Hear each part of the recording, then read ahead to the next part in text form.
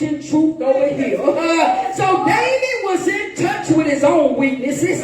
He knows his own shortcomings. He realized that he could not lift his head, Sister Gail. We often attempt to lift our own head. Yes, we do.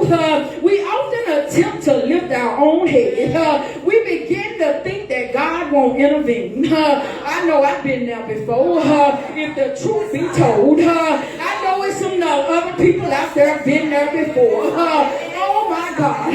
I preached one time shaking faith to let you to know that my faith been shaking sometimes.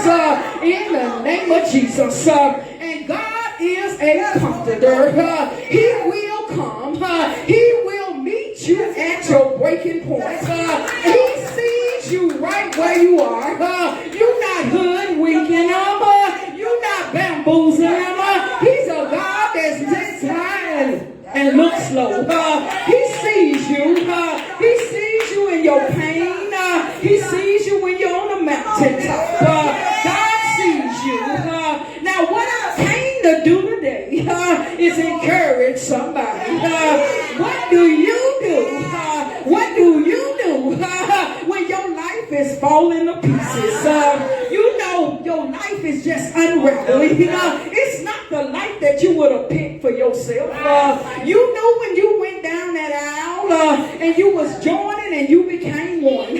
You thought you would have the picket fence. You thought you would be having 2 cars, 4-car garage, the big yard. You thought you would have a basketball team. But then came life. Your credit report got jacked up. You know you bought that cell phone for your friend and she didn't pay the bill. You know that your mama put that phone bill in your name when you was a teenager. And here it is as an adult. You trying to get gas, lights, and water. And you already in the red. So what do you do when life is falling to pieces? Oh my God. Some of us might not have went through the extremities that David went through. I told you one of his sons was a murderer. His daughter was raped, and then the son that was the murderer was following him and chasing him and trying to take the kingdom. Oh my God. You might not have been in a circumstance or a tragedy or a trauma like that. But I know you've been in some difficult situations where you could relate to what David is. I know you've been there. What am I talking about? You've been in some checkmate situations. If you ever played chess, you know that when they get your queen or king, whichever one it is, it's game over. You know you done been in some checkmate situations. You know you done felt the pressure from family. You done felt the pressure from your friends. You done felt the pressure from your job. You done felt the pressure from your kids. And you know you done blame somebody else for those pressures. You know you done even played the victim role. You know you did it because the seat was hot. The pressure was on. David had some pressures here, and he chose to pray about it. He didn't choose to go get on TikTok. He didn't make a video. He didn't decide to get on Facebook and start a poll. Was she right or he right? He didn't decide to do that, but he decided to take it to the Lord in prayer. Maybe you believe things are fine at your job. I want to paint a picture. You thought it was fine at your job, but here your phone rung and it's your boss. And he says, I need you in the office. And when you go in the office, you think you're promotion. Oh my God. But the boss done told you he got to let you go because somebody done made a false accusation against you. He didn't ask you to vindicate yourself. He said, I'm going to take it at face value and your services is no longer needed here. And you know if you got terminated now in the middle of a pandemic, you going to hang your head. Because you know somebody is depending on getting paid. And now you don't have a paycheck. You jobless. You know you didn't know it was coming because you think everything is fine at the job. You done got the in on time. The boss done even told you you're doing a good job. But here it is. Now he's saying, I gotta let you go. Life done fell apart. What am I talking about? Life done fell apart for you like you did for David. And you done bowed your head. You done hung it low. Depression is setting because you trying to work it out and figure it out. And God already got a purpose because he said he would always provide a means of escape and a way out. But some kind of way, the job was more important. Maybe your children, they betrayed you. You didn't raise them to be homosexuals. You didn't raise them to be crack addicts. You didn't raise them to be alcoholics. But it is what it is. And you done hung your head because you saying in your mind that I done poured into them. I done loved them. And when they was little, they used to listen to me. But now they 3 times 7 plus some. And they think they grown. And mama knows best. But now they believe in the lie of their friends. And now you see your baby. He's out on the street. He done put his sperm all over the place. He's got 5 baby mamas. And he ain't taking care of none of them. And you stand in your mind.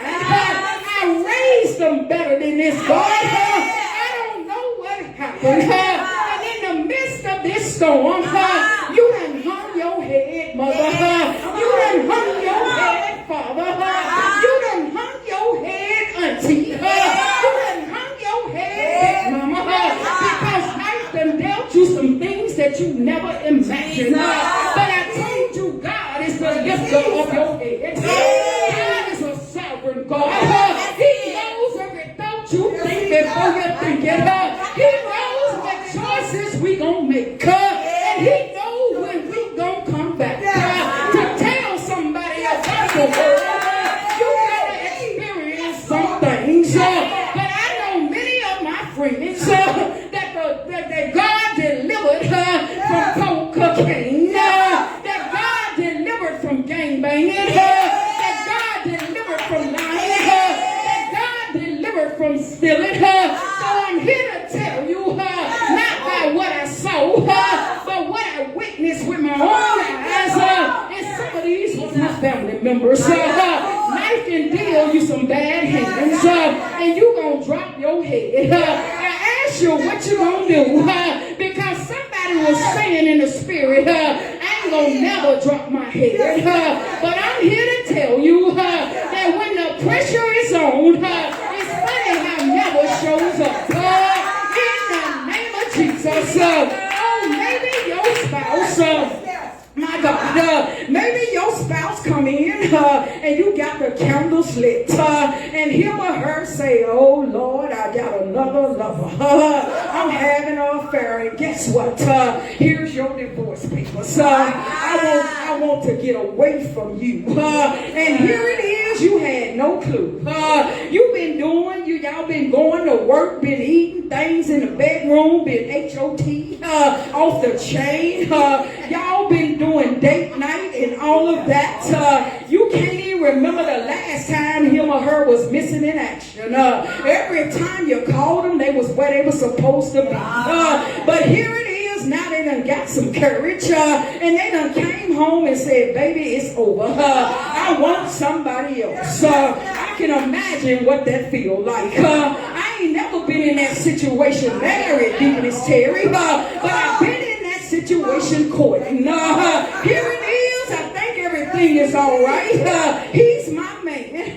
But then somebody show me some evidence that shows me that I'm sharing my man. Oh my God. My life started to unravel because I done took this joker home to meet my mama and my daddy. I done took this joker home and he's one of my brothers because my brother's done adopt him. And then I gotta go tell him that he done played on me. And now my brothers want to be like Absalom. He want to start murdering somebody because they done pumped their little sister. But I'm so glad that my mama was a praying mother. And she didn't lift her head. She lifted her head when I was hanging my head. But I'm so glad that when I came to the senses and I started to lift my head, I was saying, thank you, Jesus, that he wasn't my baby daddy. Thank you, Jesus, that I didn't get a sexual trespass. Thank you, Jesus, for being the lifter of my head. Oh my God. I know you ain't been what David been, but I hope I painted some scenarios to tell you that you gonna get there. Because if it was so easy to live down here and it's the devil's kingdom, oh my God, we wouldn't need Jesus. But Jesus is the only person, perfect one I know. He's the only one that can make a way out of no way. He's the only one that can cause walls to fall. I'm talking about Jesus. God is the lifter of your head. Now that you know what it feels like when your head droops, now I want to tell you how to bring it up. What does it take for you to lift your head? Oh my God. First of all, it takes a choice. You know you ain't got to wait till you done hit rock bottom and you can't do nothing but go up. You can fix it in your mind and say, no more, devil. Not today, devil. You will not have your way, flesh. You will obey. You can start making some declarations. You can start declaring some things in your life. You can start crying out to the Lord. You don't have to cry out or try to get a free ticket to Oprah. You don't have to go to the psychiatrist's office and pay an arm and a leg to sit on the couch. Oh my God. Just start crying out to the Lord.